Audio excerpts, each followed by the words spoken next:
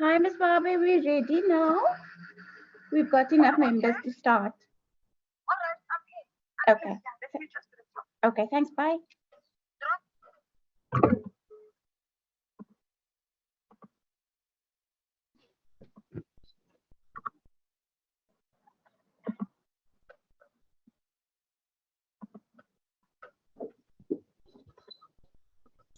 Good afternoon.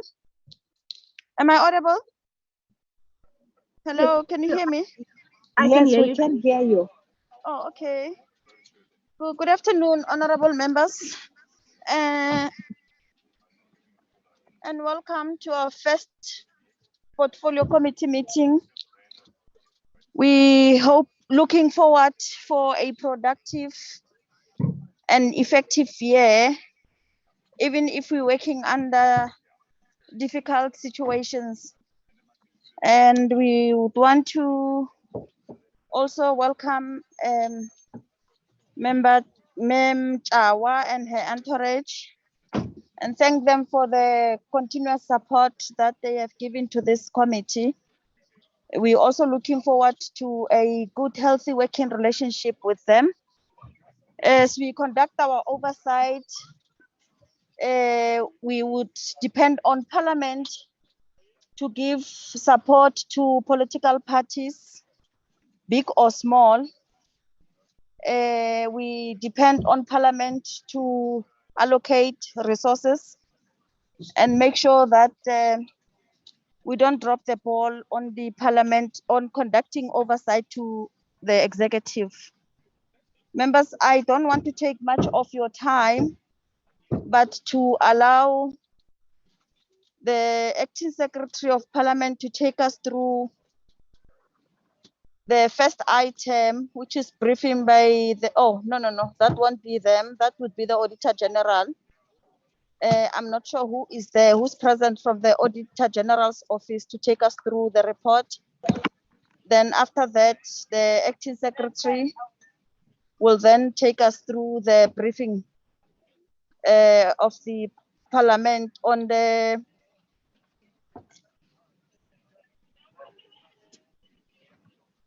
(2020-19-2020) performance plan. Let me stop there and allow you to take us through someone from the Auditor General's office take us through the first item. We'll give you 30 minutes to go through your. We'll give you 20 minutes to go through your presentation. But if you require more time, please do indicate so that we don't become impatient with you. All right, over to you. Chairperson. Thank you.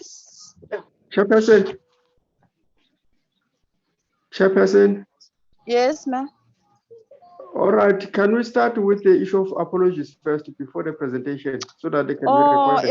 I've dealt with that with Cindy, so I thought it was in a broader meeting. My apologies. I've dealt with the apologies first. Yeah, from my side, I have an apology. Yes, sir. Thank you very much, Dr. Hadeb. Yeah. From my side, I have an apology from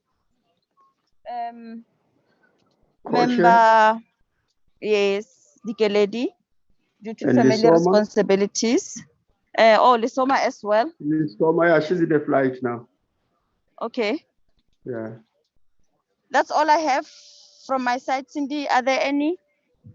Yes, Chairperson. We also received an apology from Mr. Nyambi Medlakude, Yeah. and Mr. Hai, who unfortunately has another commitment at now, Can so you he please switch wasn't off the able radio? to attend. Also, Mr.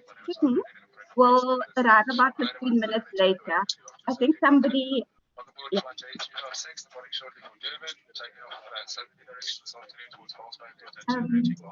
We can just remind everybody to mute.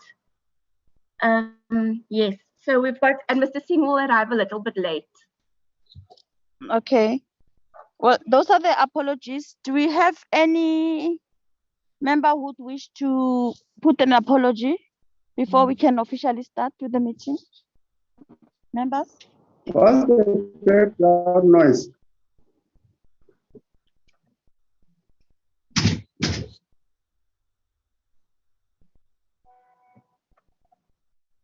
We're done. We're okay with apologies. Can we allow the Aegis office to take us through? Thank you, Chairperson. I will continue from my side. Good afternoon, Honourable Chair and Honourable Members. My name is Sharon Adams, the Business Executive of the Western Cape that will be presenting the outcomes. So I'll just show my video from the start and maybe just put it off just to make sure that everybody can hear me clearly for the rest of the meeting. So we are presenting basically the audit outcomes of Parliament of the Republic of South Africa for the 1920 financial year. For now, and included also is just on a high level the audit outcomes of all the other legislatures. So if the first slide that's on there, and it's a slide that members are very familiar with in terms of our reputation promise, and I'm reminded of the line to say we're auditing to build public confidence, and that's the payoff line that I want to highlight. Then in terms of the role and reporting process, and the purpose of this engagement this afternoon is just to assist the members of this joint committee to play their oversight role in terms of the annual report of Parliament. But before I just go into the detail of the audit outcomes, I thought it was just important for me just to sketch the year that we've been through and the circumstances on which we needed to audit during the pandemic. And as members will be recalling that the lockdown actually started end of March, and then we also went into a level 5 lockdown later in April, May. And as a result of that, we basically had to navigate both ourselves in Parliament, what would be the best working way or working solution, taking into account the level lockdown in 1/3 of the staff was allowed on at one point in time, and what would be the best way for us to navigate it during very, very difficult and trying circumstances. And I can indicate that between Parliament and ourselves, we found the best way forward in terms of dealing with requests for information and also use the assistance of internal audit in some of the work that we were doing. I thought it was also just important to note, and as members will recall, there was an extension given because of the hard lockdown by the Minister of Finance for all the departments and also municipalities to submit their financial statements later. However, Parliament itself, because they've got their own act, there was nothing specifically for them. So as the office, we basically looked at when financial statements were submitted late, how we will basically deal with it, treat it consistently within the legislature sector, taking into account COVID-19, and it has very much been an unusual year. So those are the things that we basically took into consideration for the year under review. Now, if I can specifically go over into the audit outcomes of Parliament for the year ended, and my specific focus first of this accountability wheel. And high level, I just wanted to say in terms of this accountability wheel, the importance of this wheel is to indicate for any process from accountability perspective to be complete, planning has to happen appropriately. Then whoever's supposed to implement those plans needs to do those plans. Then the checking happens, and then whoever doesn't do what they're supposed to do, the accountability, they need to be held accountable, and that's where the consequence management comes in. The next slide basically just deal with the various type of audit opinions that we have, which is the unqualified with no findings, which is a clean audit outcome, as we also term it. Also unqualified with findings. So this would be a case where your financial statements, you don't have findings. However, there could be findings on compliance to laws and regulation or on predetermined objectives. Qualified with findings could be there is either a limitation or disagreement. So for example, we couldn't find the assets and hence it could result in a qualified opinion, or the way you've accounted for how you account for your receivables could be different from your accounting policy, and it could lead to a qualified audit opinion. And adverse is one where it's material and pervasive. So what we mean by that, that the financial statement as a whole is impacted because of the big number of that misstatement that could lead to, and there's a disagreement between us and management in terms of what the accounting policies are saying and how that money was accounted for in the financial statements. The disclaimer one is one where we're basically saying, in this case, there was no sufficient appropriate audit evidence provided, and hence we cannot give an opinion on the financial statements, and it's material in nature, pervasive and material. And then we've also got some outstanding audits. You would notice in our slides, we use various arrow, like if it's an upward green arrow, it means improve. If it's to the side, it means unchanged. And if it's downwards, it means it's regress. So that's the indication just from the arrow perspective. So briefly, I'm just going to share the slides of the legislatures throughout the country. And this is normally that we share with this committee very briefly. In terms of how the outcomes of the other legislatures are looking. And as we're looking at this results, so in total, including Parliament, 9 has been finalized, except for the Northern Cape, which set of financial statements was still outstanding for audit. Now, looking overall at the audit outcomes, so we've seen a couple of provinces that's improved in the audit outcomes, like, for example, Gauteng, Limpopo, Mpumalanga. And we see also some sustain their audit outcomes like the Western Cape and National and Parliament of the Republic of South Africa. But we also saw unchanged in terms of Northwest and the Free State. And then also some improvements in the audit outcome that went from purple to yellow. Now, looking overall at in majority of the cases where we're sitting with unqualified with findings, what are those things that basically led to those legislatures to be in that position? So in most of the cases, the findings that was raised throughout relating to procurement and contract management, where proper procurement processes was not followed, either in terms of when deviations was documented from the procurement process, it wasn't considered appropriately, or appropriate codes was not obtained. And that is what led to a lot of the non-compliance finding. In certain cases, or where payments wasn't made within 30 days with some of those legislatures. And then there's one legislature specifically that had a finding on predetermined objectives and specifically relating to the quality and reliability of that information, and that was the Free State. But I thought it may not just dwell in detail in this, but this was just on a high level we thought was just important to share with the members in terms of the audit outcomes of the other legislatures. If I can focus my attention on Parliament specifically, and that's the reason why we are here this afternoon, looking at the 1920 outcomes. And important when I speak about the 1920 outcomes, it's important for members to refer to page 123 of the annual report, where our audit report is included as part of the annual report on page 123. So first of all, when it comes to the quality of financial statements, so if I can go to page 123 and basically just refer the members to the paragraph specifically for Parliament that deals with the quality of the financial statements. So in paragraph 2, it will indicate that in our opinion, that the financial statement presents fairly. So we're saying, based on the work that we've done, there's no misstatements that we've identified. It's material in nature, and Parliament has prepared those financial statements in accordance with the framework as required by FAMPLA. So that is on the financial statements. On the quality of the performance information, if I can refer members then to on the next page, basically paragraph 13, that speaks when we look at the quality of the performance information, we look at 2 areas. First of all, is it useful, the information? And here we're basically looking at Whatever Parliament has set out that they will do, are they basically reporting on it? We also look in terms of the indicators. When we read the indicators, is it in terms of the SMART principles? Is it specific, measurable, attainable, realistic, and time-bound? And what we also look at is the information verifiable. When we also look at the reliability of the information, we basically say, whatever achievements Parliament has reported in the annual report, can we actually confirm it to evidence? And that is basically what we're doing. So specifically for Parliament for the year, if we go to paragraph 13 of the audit report, it indicates I have identified no material findings on usefulness and reliability of the performance information. And we specifically looked at program 3, which was core business. So that is the specific program that we've audited for the year under review. If I look at compliance to laws and regulations, so there we've indicated there's no findings on compliance to laws and regulations.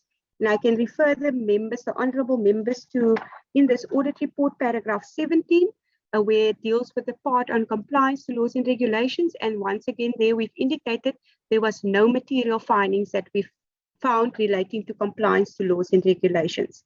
I think important also to note for the members in terms of irregular expenditure. So if members can go, if they've got the annual report with them in note 30 specifically, where it speaks about the irregular expenditure, and you noted for Parliament for this year, there was no irregular expenditure incurred for the year under review. And definitely that is a step in the right direction for Parliament. If I can go over to the next slide, and this basically indicates the audit outcome for Parliament for the last 5 years. And you can see consistently Parliament obtained unqualified audit reports with no findings on compliance, laws and regulation, and on predetermined objectives. So it's a very good indication in terms of the control environment. The next slide deals with the status of the internal control.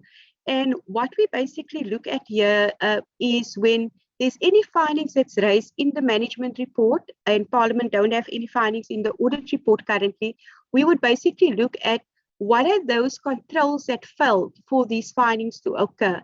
And normally when we look at the control environment, we look at the 3 areas, which is leadership, making sure the tone is set up at the top, making sure there's proper policies and procedures in place, making sure there's an action plan in place. When it comes to the financial management side, it's those people accountable for the preparation of these financial statements, for the reconciliations that needs to be performed, and also on both on the compliance and performance side. On the governance side, we look more from a risk management perspective. Is the proper process in place? Was the audit committee in place? Was internal audit in place? And did they perform their functions as they are required in terms of the legislation? And you notice in terms of the slide presented here, so good, the green would indicate good, the yellow concerning, and then the red intervention required. So the intervention required is normally when we have findings in the audit report. And for Parliament specifically, no findings in the audit report for the year under review. We did report, however, some findings in the management report, specifically relating to some misstatements that wasn't material on predetermined objectives. And I must indicate Parliament did make a huge improvement in this area of predetermined objectives compared to the prior year. Also, some findings that wasn't material in nature on compliance to laws and regulations. And that is the main reason why that yellow indication for both leadership and financial management and performance, and also some non-material misstatements in the financial statement as identified as part of the audit process for the year under review. The next slide basically deals with the assurance providers. And what we look at here is specifically where we focus on to say there's different role players that basically contributes to the audit outcome of Parliament. And each role player that contributes has an important role to play in the oversight role that assurance provider plays. So when we look first of all at the first level of assurance providers, senior managers, and there we basically indicating provide some assurance, and mainly because of what I've mentioned, part of the internal control part, where certain findings was raised relating to on PDO, predetermined objectives, some material misstatements, and areas of compliance to laws and regulation. And hence that specific finding. The other one, I think, relating to that I didn't mention previously was just in terms of some findings that we did discover on payments within 30 days. Also taking into account it was the lockdown with a lot of challenges that came with it. When we look at the rest of the assurance providers, which is the accounting officer, which is the Secretary of Parliament, the Executive Authority, and both on the second level, internal audit and audit committee, we indicate they do provide assurance based on their functions and roles and responsibility that they need to play. If I can move to the next slide, and last year also there was quite extensive discussion when we presented the audit outcomes for Parliament, and specifically in the area of financial health and where Parliament is sitting currently in this specific area. Now, I want to alert the members just on the annual report, if we go specifically to page 71 of those annual reports, and we're looking at that financial position statement. And we've basically rated when we were looking overall for Parliament to say, if there's more than two unfavorable indicators, we say it's basically some concerning. And mainly because the position that Parliament in, so if we go specifically to page 71, we would notice there's a total liability of about 1.9 billion and a 1.6 billion net liability. And that is mainly due to the post-retirement benefits that Parliament basically do get as members basically retire and leave the service. They do get the money from Treasury to pay via the statutory appropriation. But from accounting perspective, they will have to show that liability of the members in their specific financial statements. And hence, we're sitting in a situation where it shows this net liability of 1.6 billion. If we also go to page 72 of the annual report, where it's the performance statement, and there you would notice that, again, Parliament for this year, there was a deficit made for the current year, much lower than last year. And compared to last year, it was about 18 million, when the current year, 18 million, and last year it was about 225 million, as depicted on page 72 of the financial statements. Now, important to note, as I've indicated, mostly relate to the post-retirement benefits and also relating to the proclamation where members left the service after the election of 2019, and specific benefits were supposed to pay to those members based on the proclamation, but also very clearly indicating that as Parliament pays the money out to the various members, this money is recouped via the statutory funds that basically Treasury pays for the year under review. The next slide basically is more slides for information purposes, so I'm not going to go through much detail, but maybe just for each slide, high level, basically indicate the purpose of the slide. So the specific slide just indicates from a Auditor-General's perspective, certain things that we do to basically talk consistently to leadership about the audit outcomes and what are those things that's been put in place so that we make sure that corrective action are being taken when we've basically raised findings. So there's various things that as an Auditor-General's office that has been instituted to make sure that there is some improvements in the audit outcome. So based on this, you can see that the status of record review, we make sure there's regular engagements, there's roadshows that happens normally twice a year where the Auditor-General indicates what the audit outcomes is for the various auditees, and continuous engagements that we have with oversight bodies also. And this is all an effort to see how we can sustain the sustainability of the audit outcomes and improvement of the audit outcomes. Important to note the next slide that I will be presenting, and this was basically looking at when we look just overall and the challenges that we have, not specifically with Parliament, but just across the board when we deal with some of the auditees, that you find sometimes when you go back year on year, you find very similar findings.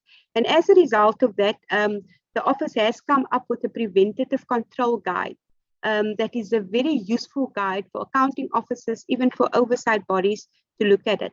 So typically in any business, there's certain processes that's put in place, and based on those processes that's put in place, there's a specific outcome that is expected. So Important, what is this wanting to demonstrate? To say prevention is better than cure. There's certain preventative controls that can be implemented. And when those preventative controls are implemented, you are basically guaranteed that any control weaknesses are addressed upfront based on the policies and process that you do have in place. And important in terms of the processes, when it comes specifically to the area of supply chain management, that sometimes there's challenges, and on asset and liability management. So these are the things that we've looked at and see what are the preventative controls that we can look at. Because as a result of not having those preventative controls in place, it does result in disciplinary actions may be taken later, money being lost by the state, and in the long run, it costs more than to basically put a preventative control in place. So as indicated in the next slide, it's basically more to assist the oversight bodies to assess and implement, and also the accounting officers and accounting authority that has an important role to play when it comes to some of these preventative controls. Now, the next slide basically, and there's quite detailed guidance that's available to accounting officers on these preventative controls. So the first guide speaks about just the preventative controls and what it entails and what is the makeup of preventative controls and why it's important to have preventative controls and what are the benefits, because there's definitely benefits if a control is in place and it's working, instead of afterwards when the fraud and corruption is already occurred, then you picked up the fraud and corruption. Important for this to be successful, and that's what we find over the number of years, if the tone and control culture is set at the top, tone of leadership set on the top for zero tolerance when it comes to things that goes wrong, that people are kept accountable, it has a huge impact. When we speak about institutionalization of internal controls, here we're basically saying, in terms of the control environment, make sure you've got proper systems and processes in place. So whoever leaves the organization comes on new on. Those things are institutionalized, and every time you don't need to start from scratch to basically implement control. So institutionalize it as part of your processes.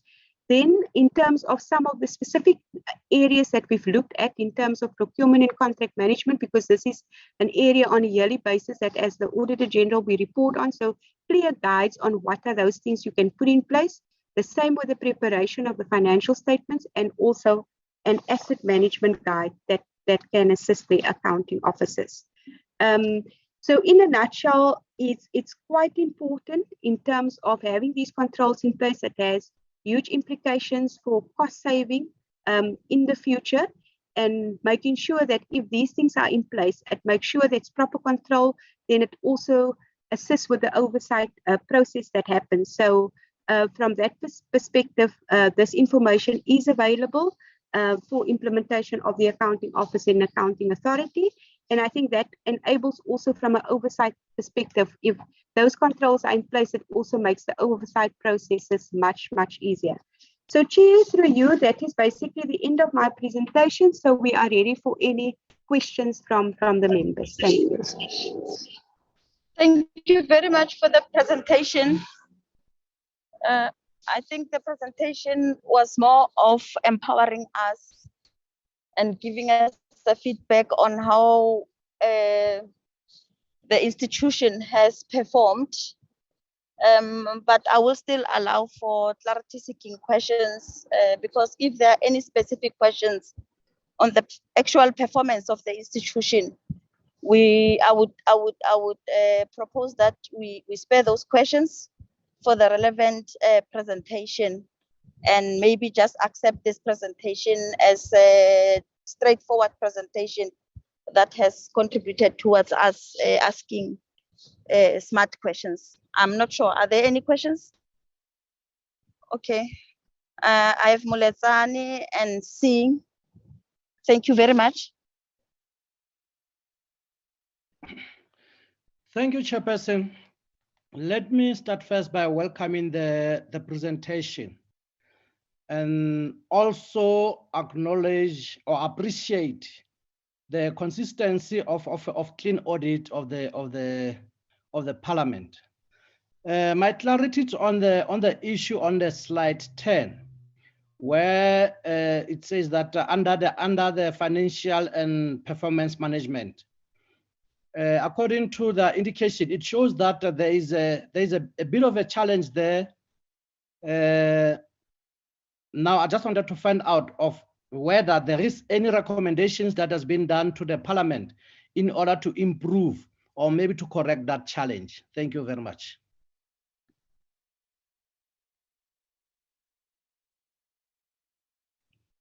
See? Oh, thank you very much, Chairperson. I'm sorry I connected a bit late, but I followed the presentation from the beginning. And I also want to echo the sentiments of Honorable Moletsane and congratulate Parliament on this excellent work they've been doing over the last 5 years.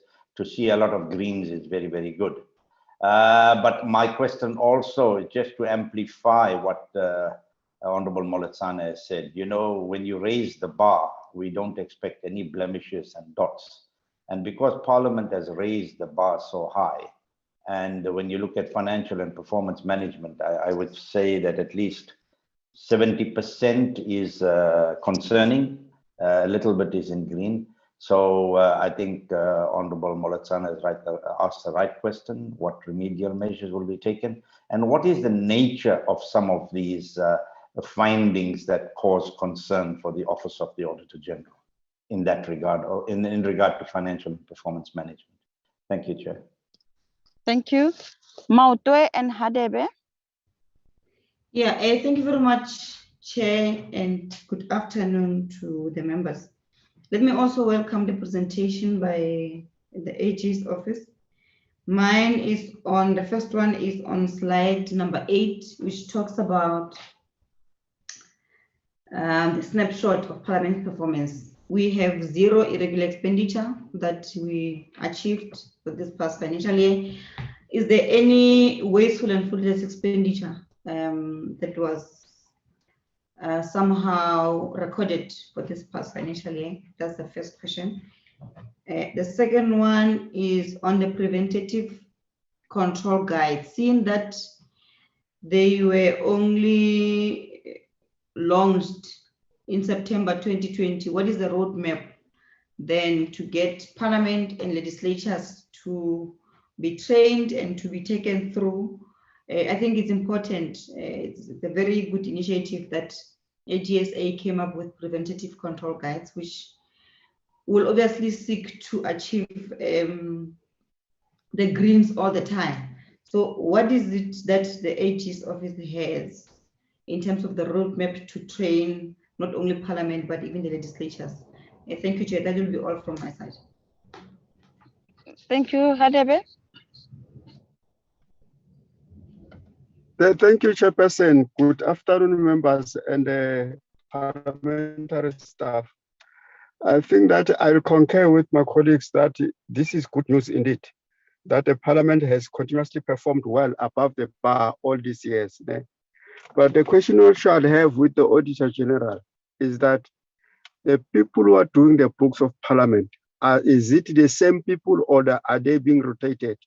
Because what tends to happen in life is that people will tend to be comfortable with the people they usually meet or work with. So what is the rotational cycles? Do we have the same people auditing the books year after year? Or this year it might be Mkwena, the following year is Fanarese Days, in the other year is a Naidu. How's the rotation done within the Office of the Auditor-General? But by and large, the work is appreciated. Thank you.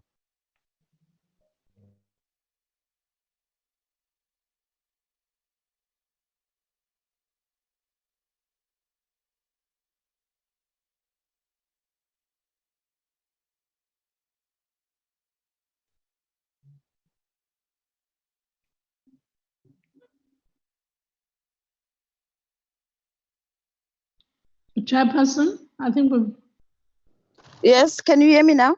No, yeah, we couldn't hear. Yes, now we can. No, it's fine. Those are the questions. Can we allow? Can we get responses? Yes, Chair. Through you, Chairperson. So I can respond to the question that the members gave. So the first question was relating to slide 10 specifically, and the area that we've got basically in the yellow zone. And specifically when we look at that is in the area either on financial statements, if there was misstatements. Secondly, compliance to laws and regulations, if anything has been reported. And thirdly, any findings on predetermined objectives, like on the reliability of the information. So the area specifically that we've highlighted there, and hence for the yellow in that category is on, first of all, as indicated, Parliament, because of the pandemic, didn't submit their financials on time. So it was reported in the management report. So for all the legislatures, we considered it consistently. So that was the thing. So it was just for us just to indicate to Parliament for going forward, making sure that they comply. Then there was an issue, as I've mentioned, of payments within 30 days. But taking into account for the period when there was the pandemic, consideration had to be given for that. So there was some findings that we raised in that regard. It wasn't material in nature, and it stayed then in the management report as such. Then there was some findings, as I've indicated. Yes, there were some findings on the predetermined objectives side. However, there was quite a huge improvement from the prior year. So there were some findings on the reliability. As I said, we looked at the program 3, which is the core business. So we did find some errors there that was fixed subsequently, and it wasn't material in nature. Then normally as you review the financial statements, you do find some errors for fixing, and those errors was then fixed by Parliament, and it wasn't material. So that is the main reason for the yellow.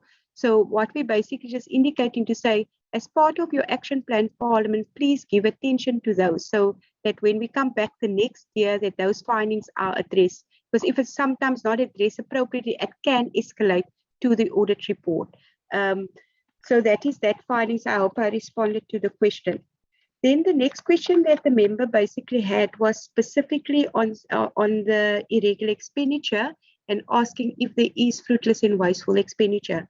So what I can indicate, if we go to note 31 of the financial statements, there is an amount there disclosed specifically for fruitless and wasteful expenditure, opening balance of 299,000 that was carried forward from the previous year. And then for the current year, there was a 12,000. So in the note of the financial statements, that is included, and it's in note 31. And I think it would be Parliament can basically later on elaborate why those fruitless and wasteful expenditure basically arise.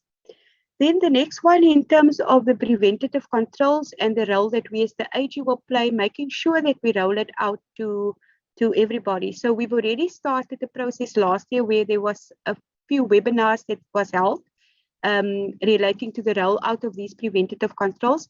And what we also do in our engagement that we have with the legislatures, we also remind them of that. But those webinars is also available, and we've also sent the guides. What we will just make sure that every time that we engage, that we reinforce the messages in terms of the implementation of this. Then the last question, Chair, was the member requested that we must provide clarity of the rotation. Is it the same people doing the audit?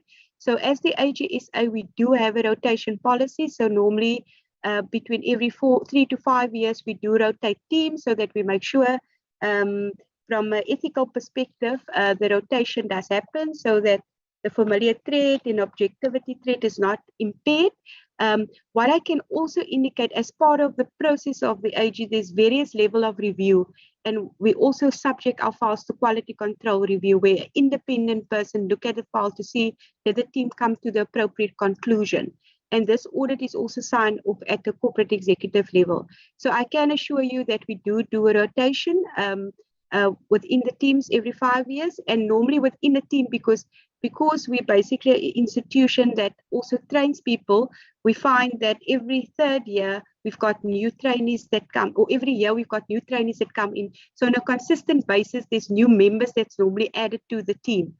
So the member can be assured that rotation does happen within the team. Thank you, Chair. I hope I've adequately responded.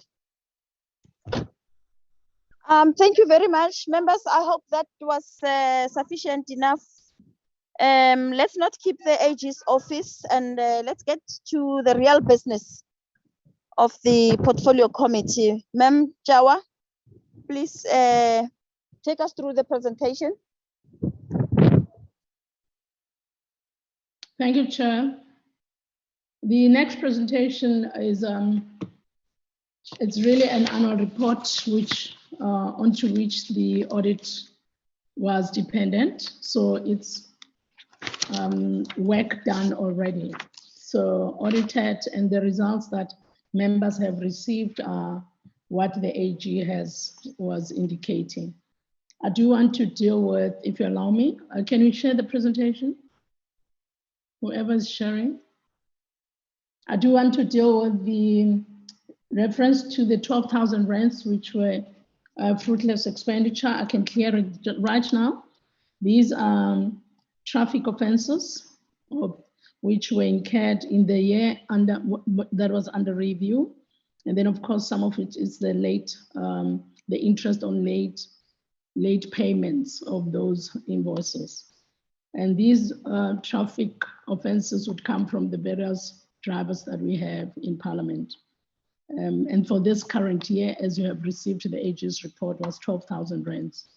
And I do want to confirm with members that we have our governance committee that to which all the investigations on irregular expenditure is referred to. And on a quarterly basis, those reports are given to the audit committee, as well as the Joint Standing Committee on the Financial Management of Parliament. Chairperson, please allow me to, before I go into this summary presentation, I do want to indicate that with respect to the submission of the non-financial statements after the 31st of May, and having heard what Sharon was saying, the context of COVID, we obviously do have a business continuity plan.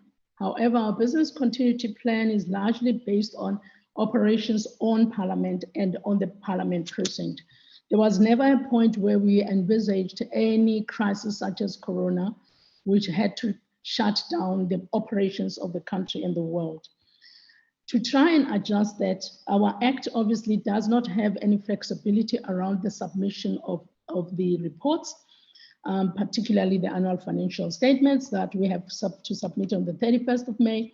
And therefore, when the minister issued a directive that the rest of government has been given a remission to submit later because of COVID, we in Parliament, under the FMPPLA, we didn't have that flexibility.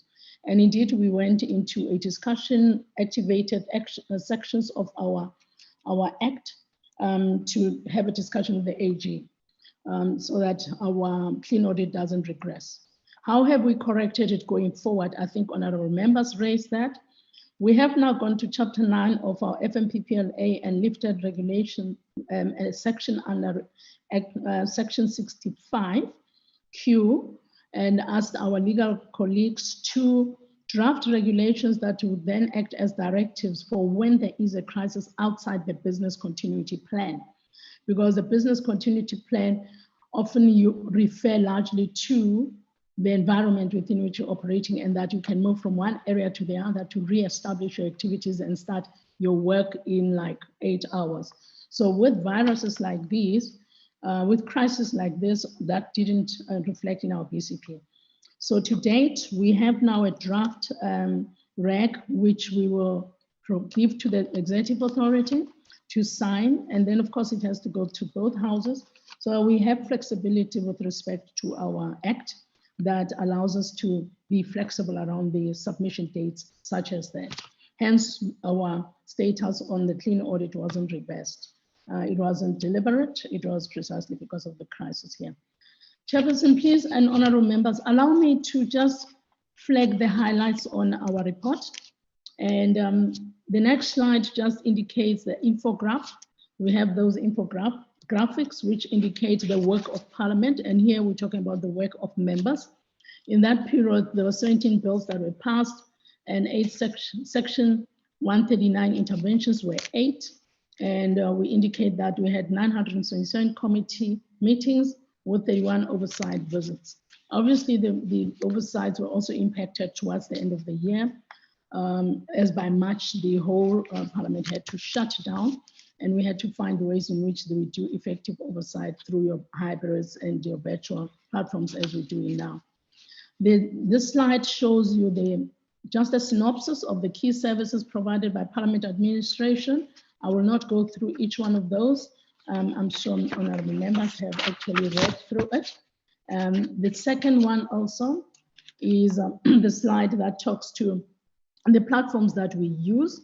We will see that there has been an increase of our YouTube, usage of our YouTube, increase of people on Twitter, tweeting messages and interacting with Parliament, and of course, publications distributed inside and outside Parliament. We do have surveys that we conduct to look at the reach and the level at which public accesses our information and prepares to receive our information. The following slides, I will not waste your time on, shows performance over years, and there is a consistent increase of our performance, starting from 45% of total performance. We're sitting at 75% of total performance in terms of our performance, as in like the products and the services we provide to members in support of the execution of their mandate. Clean audits, we've spoken about that. It comes from the AG's report. I will not waste your time on that. All that we have done indeed was to continue to improve our internal controls. I should say each time we do address certain matters, like any operation, we do get faced with different challenges, and continuously meaning that we have to renegotiate our strategies to intervene. This slide indicates the 75% of the work that we have done and the successes against the work that we've done, which indicates the institutional performance for the year that has been reviewed, audited, and reported on. Of the 12 indicators met, 4 were not or performed below the target level. Let me say so, because we didn't meet the target. However, the indicators, we executed against those indicators. And we provide you with the next slide, which shows you on non-financial performance indicators in a snapshot. I will not waste your time on it.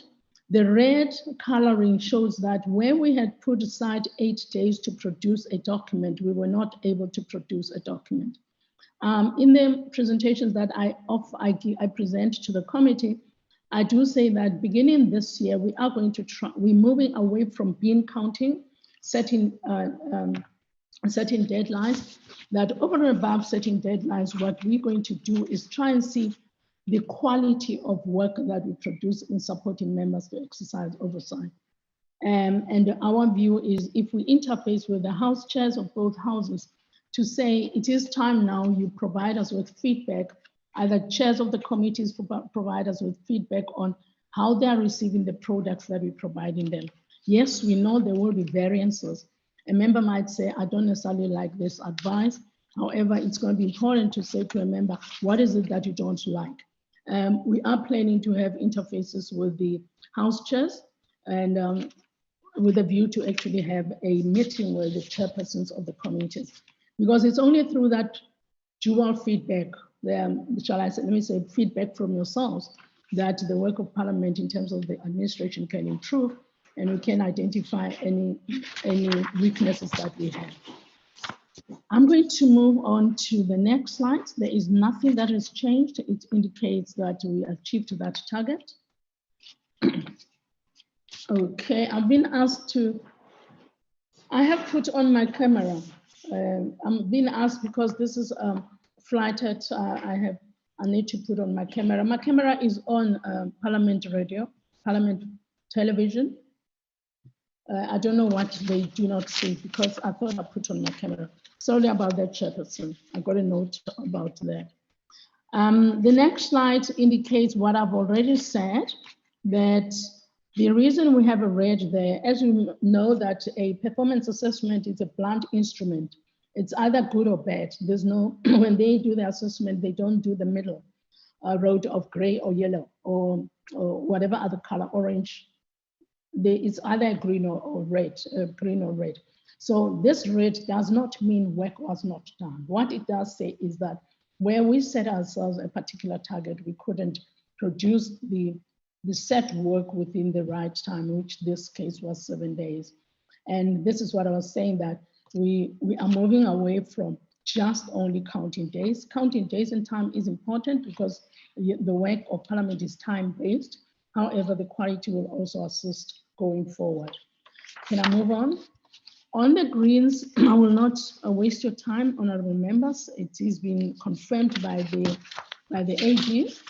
One of the things I need to flag on, which the AG indicated, it's only us that can indicate where they're talking about performance. Obviously, they're talking about the fact that our indicator descriptors were not so clear that they tallied with the evidence we gave. For instance, if an indicator descriptor says the way in which we measure this target is dividing a denomination by denominate, let me just put it simply, it's dividing 5 by 7. If we have described it like that, and in fact, the evidence doesn't show that the target is indeed a result of that description, it does become inconsistent, and therefore the information you provide becomes unreliable. So what we need to do is make sure that our descriptor indicators are very clear. They do say, how do we work towards a target that we have set? So often, sometimes we've realized the type of language and the way in which we actually describe our indicators is not very clear and sometimes not supported by evidence. But I must say that we have improved very greatly in that area. And it's an area that we continue to help our managers to crack, because it comes from managers.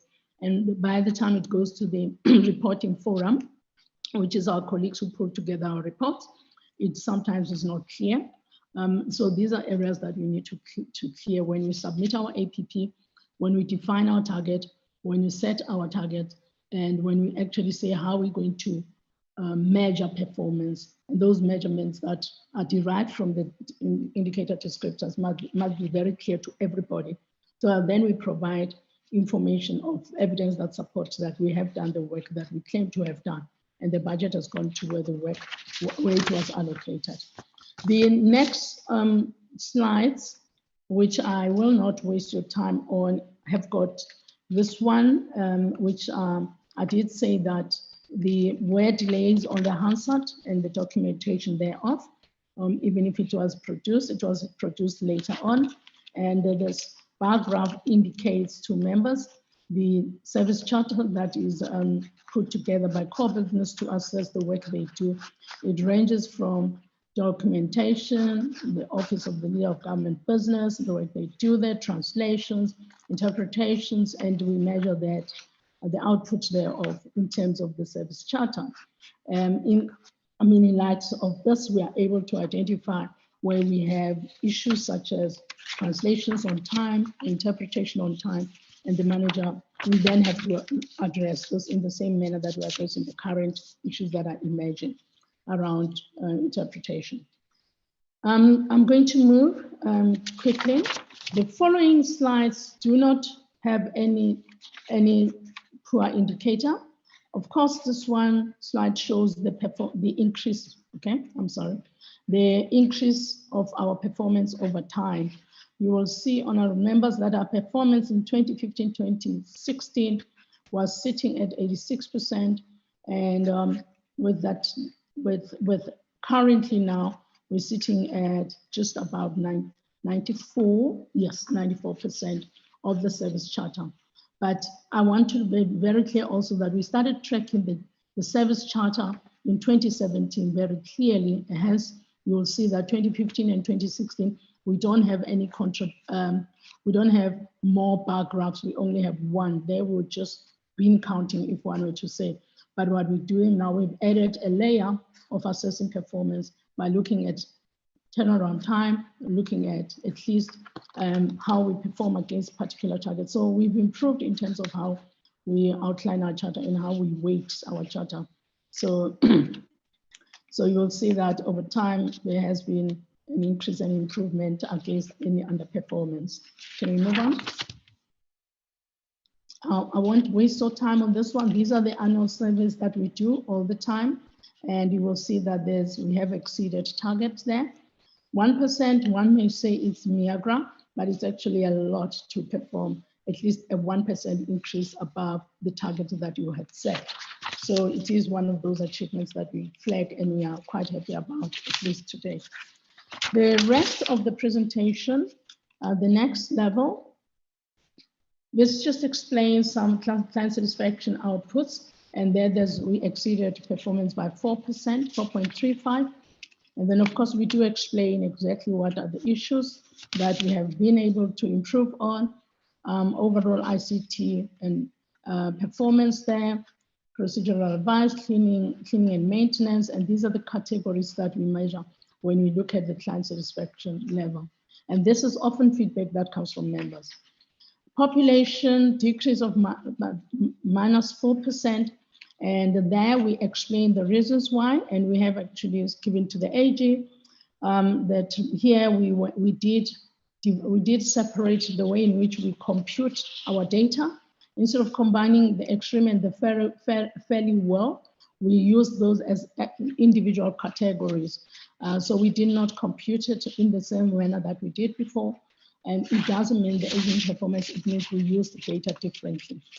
And we did it differently because our members, if you combine extremely fair for people who say they are aware of the business of parliament with fairly well, the strategy will not allow you, if you compute the data, it will not allow you to split and say where are the problems, so that you drill your data further and you see where the problems are, where people say they know very little about the business of parliament. So this particular thing of analyzing data assists with developing strategy much better. Can we move on? This is I think it's the program 4, which talks about the talent management relating to the HR, where there's leverage of, I'm sorry, it is the ICT. So there's exceeding of performance there at 14%, improvement of automation in the business of parliament, introducing Microsoft Teams, increasing universal access, and these are all the tools that we're trying to improve and automate. And this area is going to have to exceed during this period of COVID, because we will be depending much more on ICT development and much more on automation and much more on integration of systems, ensuring that our information is actually carried through the various platforms now that not all members can come in. Hence, we are going to be investing a lot more on it. The second level is that of satisfaction. That's when we're receiving from, again, the annual survey, and there was an increase of 1%. Can we move on quickly? Similarly here, this is related to the talent management index that is being managed by HR in particular, and gradually what they perform, they've got sub-indices, and these look at the level of recruitment, the speed of recruitment, the ability to select the right people for the right jobs, and also active participation of employees in the various training programs. We have improved in that area. Obviously, there's a lot of variation here where we train people and people leave, or there's need for more training that is variant. Currently, we have an inflow of a lot of our employees at the level of Audit, where we've had to reintroduce the adult basic education because we absorbed a lot of our cleaners who were working in a different company, and by absorbing them, we've had to invest on Audit because of their low skills and low qualifications. And we're hoping that with that, we invest in to improve the quality of skills that people come with.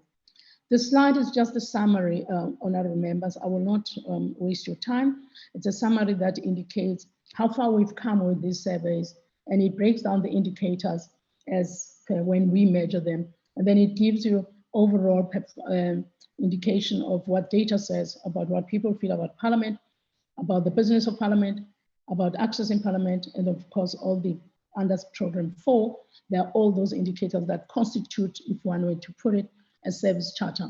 And then, of course, we provide you with a total picture of where we come from in terms of meeting those indicators. There is nothing untoward. There's at least more greens than reds, and we will sustain the greens as far as we possibly can, and also as far as the investment of human resources and budget can. Can we move on, colleagues? This is a straightforward point. Here we measure the level at which we are able to reimburse members. The reason we have a red there is precisely, of course, of the turnaround time. There was slower turnaround time. We can explain why, because of high volumes, the turnover of members leaving Parliament, some coming into Parliament, and our ability to be able to hasten or to quicken their reimbursements.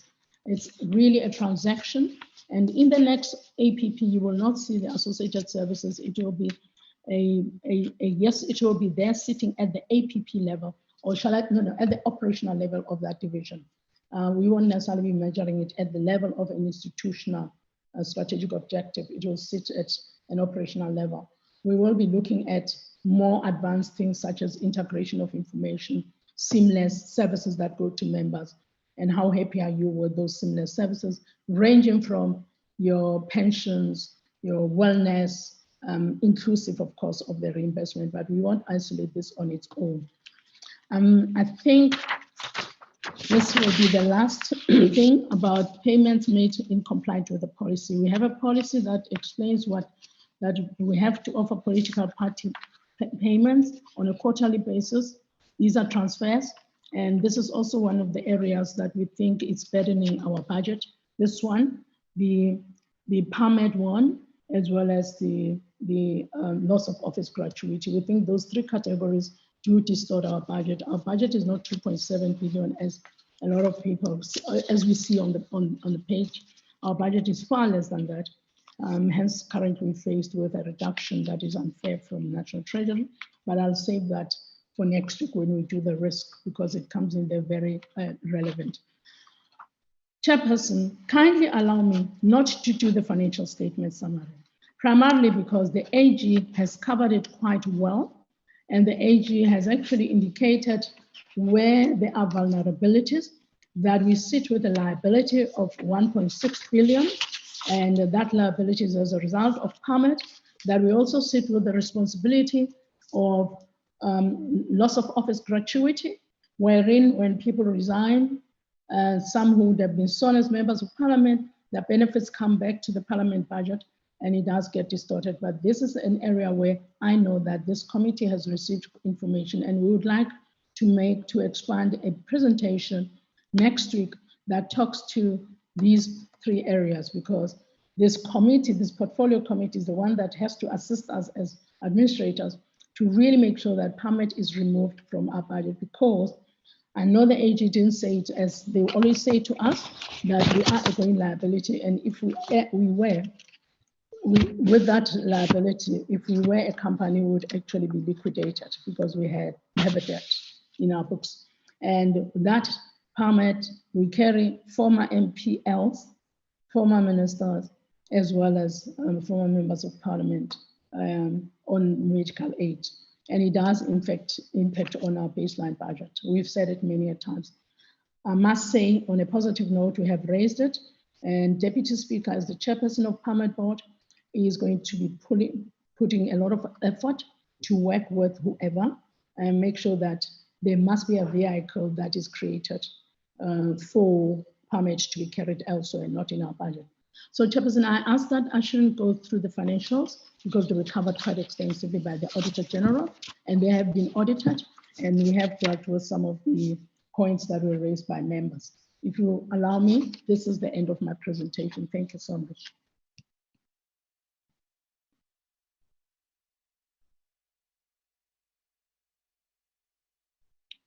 Thank you, Chair. I am finished now. Honorable Mabe? No, yes, I can hear you. Thank you very much, Ma, for the comprehensive report. Members, can we allow? Can I open the floor for engagement? I don't see any hands.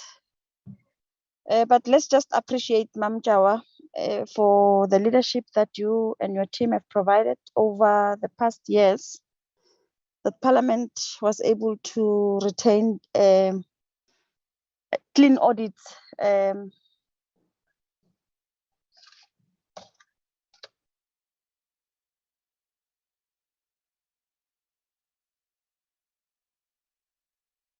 Chairperson, there are two hands, Honorable Khadebe and Honorable Singh. Oh, Patong, I've been muted. Sorry.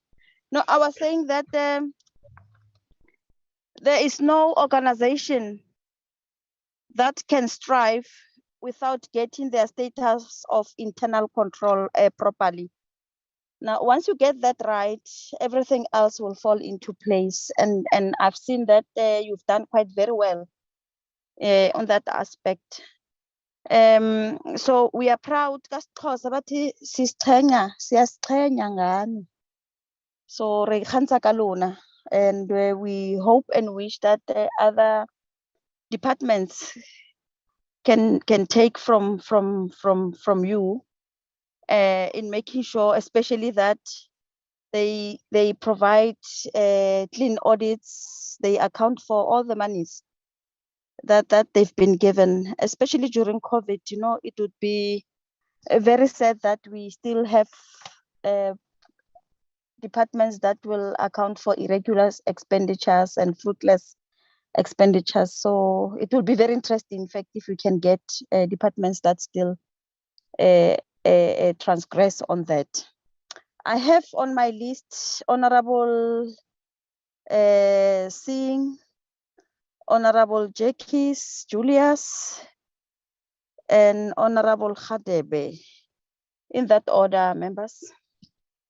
Thank you very much, Chairperson. I also want to, as I said earlier, echo the compliments to the entire management team of Parliament for the excellent audit report that they received. Two things. ASTP, through you, Chair. These annual surveys of the public and members of Parliament, I know they are called annual surveys, and annual means every year, but really, do they have to be done every year? And I'm saying this because, you know, I received 2 or 3 calls from probably an agent that Parliament appointed wanting to do surveys, and it's in the middle of committee meetings and middle of other work. So I just want to know whether it's a statutory requirement that we do it annually. And the second thing, I think we've discussed in the past, the issue of Channel 408 being the only medium for the public to know what's happening in Parliament. Has there been any negotiations or discussions with other with other SABC, particular SABC channels, to broadcast some of Parliament's activities to the general public who may not have access to DSTV? Thank you, Chair. Thank you, Mr. Singh. We've been raising that issue for the national broadcasting to be used as a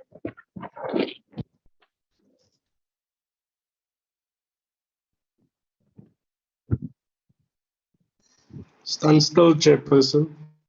Oh, sorry, Jekis. Julius. Is it my turn? Is it my turn? Julius, it's your turn.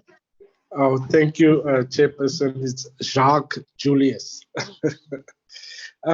Yes, Chairperson, I'm not going to switch on my video due to connectivity, but just also to congratulate management of Parliament on this performance. It is really appreciated. I just want to add one thing. I know in the past we spoke about our performance indicators in programs. That is very limited.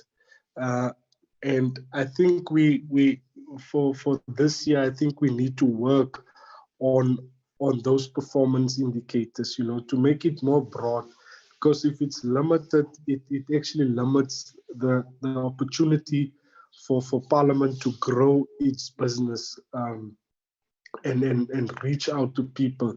If you think of public participation, I think more can be done in terms of public participation and how Parliament will adapt to the new norm of having hybrid settings, having public participation done, especially in our township areas where people do not always have the luxury of connectivity to be part of that. And we know it's a constitutional obligation of Parliament to have public participation.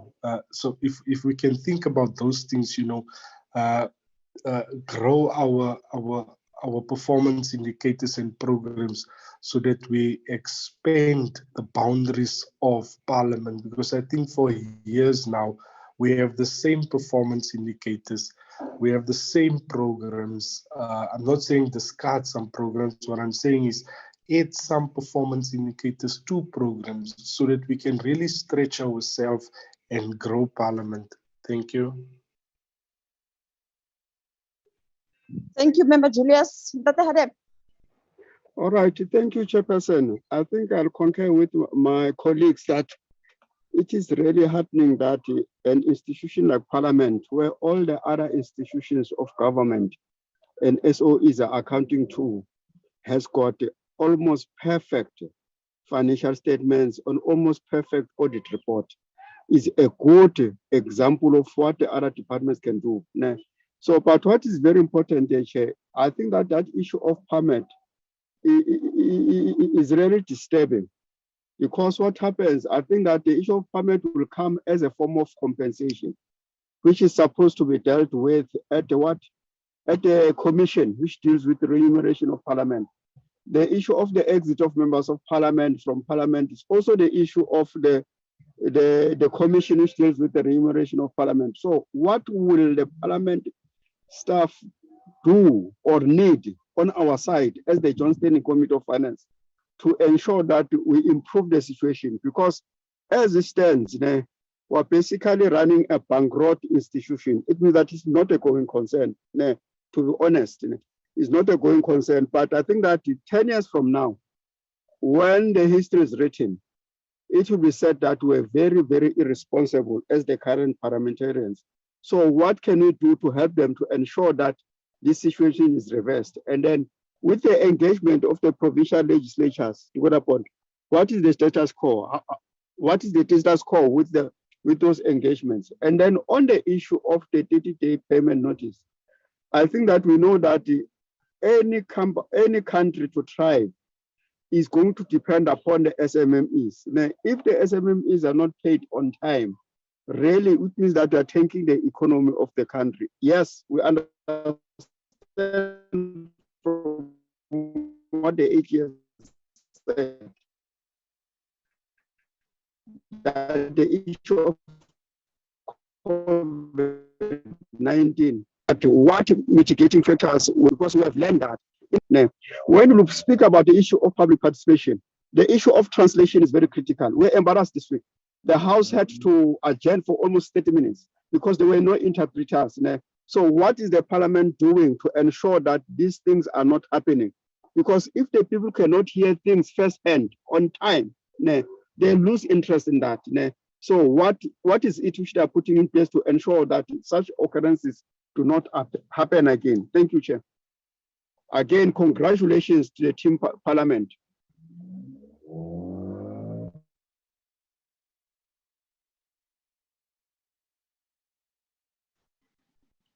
Chairperson, can we address some of these matters? Yes, please do go ahead, ma. Address the matters that you raised. Thank you so much. Honorable Julius, thank you very much indeed for the indication, that input. We actually have looked at how programs can be changed to reflect the mandate of Parliament. You'll be happy to see that we are changing like public participation, so it becomes a program under which we actually see how much public participation is done and so on and so forth. So we have taken that on board, and we'll indeed continue to improve on that, because that will then improve on our performance indicators. We've also looked at the need for our reporting to really align to the business of Parliament in terms of the Constitution, public participation, oversight. Whilst we are going to be looking at things that must sit at a strategy of Parliament, if we look at the 6th Parliament strategy, which effectively kicks in on the 1st of April, it begins to pull out some of the things that Honorable Singh is talking about. When we say there are these surveys, we must ask our question, how is it that the opinion of the public is assisting with improving public participation? And how do we measure what is the impact of public participation? The long road to that is we have to develop indices for best public participation. And I know that the team is working on that. So our APP is going to look more of the first part, looking at the work of Parliament and deriving the strategic objectives from, or the programs, let me put it, the programs from what sits in the Constitution. So there's definitely going to be improvement, work in progress. We might falter here and there, but we definitely have to change the direction. We agree with you completely. On our thing, we have asked ourselves the question, indeed, you're right. It's not statutory. And it's just that the annual ones have given us a trend. We are now looking at part of what we should be doing, which we were sharing with our colleagues. You know, these are quantitative research. We need a qualitative research. And that goes through focus groups, which we can do easily on Zoom now. We don't have to go to provinces. So that where people say, I don't know where my PCO is, my parliamentary constituency office is, we should say, where are you? So in a qualitative focus group, one is able to draw down and come with material that we bring on, instead of just telling you 26% of the population say they don't know about Parliament. Our research must say why. Are they not interested? Is it irrelevant? And is there no connection? So we are looking at both a measure that's quantitative and then a measure that is qualitative. We have asked ourselves, a lot of independent research is to help you look in the mirror, because you get somebody independent too. So we need to do things internally so that we then use the surveys as strategy of intervention or for intervention. So we are in agreement with what you are saying and trying to even, you know, so that we don't do the surveys annually. There's nothing statutory about it, Honorable Singh. And I mean, it has come up very clear now that we struggled to reach the sample last year when COVID happened. You know, oh, I'm sorry, I must show my face when I speak. I'm so sorry, Parliament broadcast. So what we realized is, if we just strictly say we're going to be doing these questionnaires one-on-one, face-to-face, in a case of COVID, we couldn't do that. And that's why, and we apologize. First, want to thank you for allowing the service providers to talk to yourselves. But secondly, note that there will be deficiencies, and we're changing tech in that way. Thank you so much for that input. In terms of the 408, we do give a lot of footage to SABCA and ENCA. But like they will select what they want to carry. Our broadcast studio, our broadcast radio, PCS, they definitely do give footage. As for dedicating time on SABC on our members, you'll know that there'll never be free time. When I started in Parliament, we used to put aside something like 23 million to buy airtime on the SABC to cover. And at that time, there was what was called, Honorable Singh, remember, there was a budget council under the POA. And we were asked, why are we giving SABC 23 million when SABC is supposed to voluntarily carry the mandate of the public, and Parliament works with the public mandate? And of course, SABC explained to us, like, if you do that, you're going to kill us completely, because we also need to generate some revenue. But the good thing is, we were talking, yesterday we had a meeting, we are going to let you come and view a Parliament broadcast studio, wherein members can now link up with community radio stations. There are about 80 of them in the country. SABC African language stations, there are how many? 11 or 13? Yeah, I think there are about 11 African language stations. So you will not need, with that investment on our broadcast studio, which has been, the infrastructure was donated to Parliament by MultiChoice. We are going to show all the members when we schedule the time. We now have a studio in Parliament under the old assembly, just next to where there was a pub, a members' spa. There is a broadcast studio for members to interact directly, unmediated communication with the public.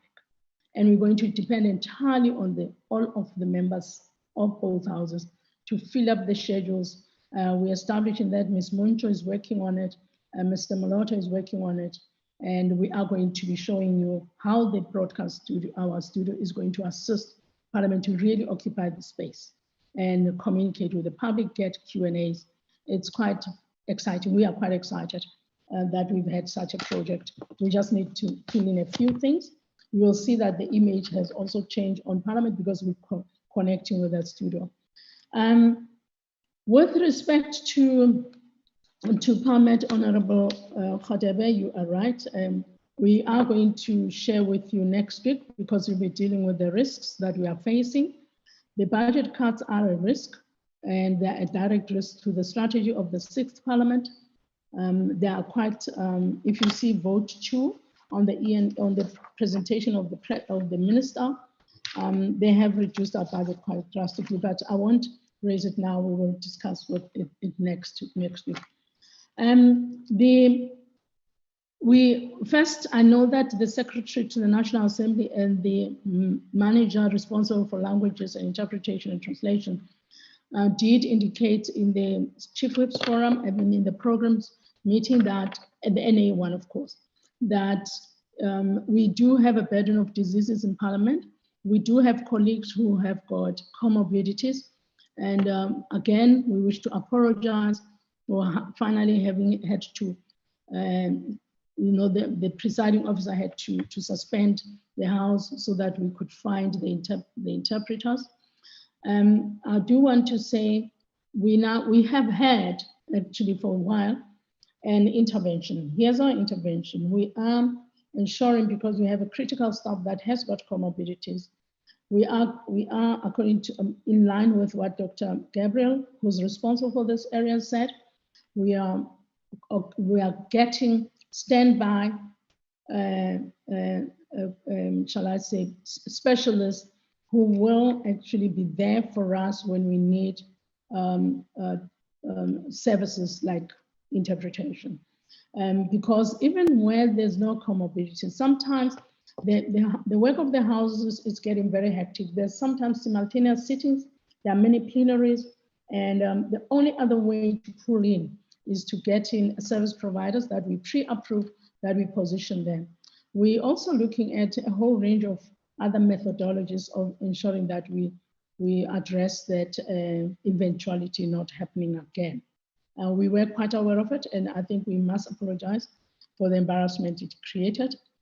And unfortunately, it's, yeah, even the NCOP, I got a report yesterday that there was no translation of, there was no simultaneous interpretation of Sepedi, and there are similar problems there.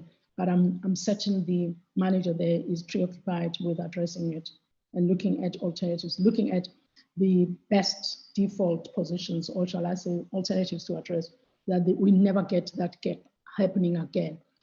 I think I have dealt with most of the things going forward. Obviously, we're basing them on the report. No, I haven't finished. I'm sorry, Chairperson. Yes, I agree completely. We can't delay an invoice of an SMME, and worst of all during COVID, because that's the law of the country. What interventions have we made? I can reassure you, honourable members, that we are now having monthly reports from the managers, and I can tell you that this quarter, in quarter 3 going to quarter 4, we have paid 7,722 invoices on time, around 12 days. And that amounted to 58 million. And we also paid for 6 months of the financial year, we paid 6,353 invoices, which amounted to 127 million on an average of 22 days. Once we identified and we saw that there was a backlog, all managers were given a list of all the invoices sitting in their systems. And indeed, we didn't want to regress just on a matter of compliance, because the auditor AG told us, the audit committee raised it also. And we put a system where we said, In terms of the balance scorecard, each division manager has got that financial responsibility, and it's a measurable target. So each division manager has got a target, unless there is a problem. And like, for instance, we have 243 payment that we haven't done now, which is over 30 days. And that's got to do with the queries that we have, because as and when we want to speed up, meet the 30 days, we also don't want to then move the problem from just meeting the 30 days, but creating a financial misstatement, financial inaccuracies impacting on our financial statement.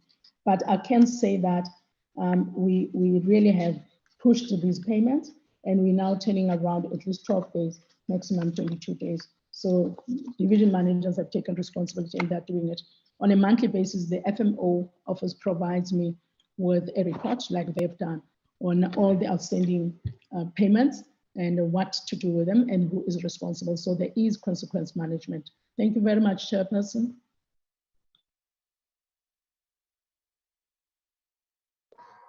Thank you, Siyabonga. Acting Secretary to Parliament. Members, are there any further takers on this item? Are we satisfied? Amandla, that was As good. we prepare for the next week meeting, I've had one Amandla-ness. Can we get confirmation that members are satisfied so that we can then adjourn the meeting and prepare for the... Satisfied? Satisfied? You want Okay. now? Away to. Malibongwe. Malibongwe. Sure, that's the spirit. All right, thank you very much, Mechawa. We're looking forward to the next week meeting where our debate and robust debates will then continue in making sure that we get 100% clean management and or running of the institution. So in that note, I want to thank you for your commitment and continuous support towards the portfolio committee. Until next week, the meeting stands adjourned. Thank you. Thanks, Chair, and thanks to the whole team of managers, and thanks for allowing us this platform. It does grow us. Thank you so much. Thank you. Have a good weekend. You too, guys. Thank you, Chair. Thank you.